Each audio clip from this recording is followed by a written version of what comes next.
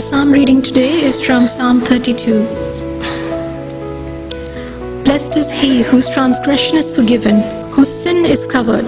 Blessed is the man to whom the Lord does not impute iniquity, and in whose spirit there is no deceit. When I kept silent, my bones grew old, through my groaning all the day. For day and night your hand was heavy upon me. My vitality was turned into drought of summer.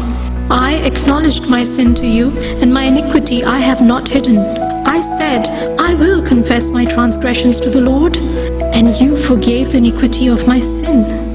For this cause, everyone who is godly shall pray to you in a time when you may be found. Surely in a flood of great waters they shall not come near him.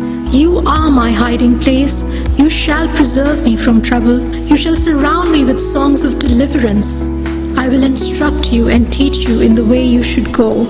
I will guide you with my eye. Do not be like the horse or like the mule, which have no understanding, which must be harnessed with a bit and a bit bridle, else they will not come near you.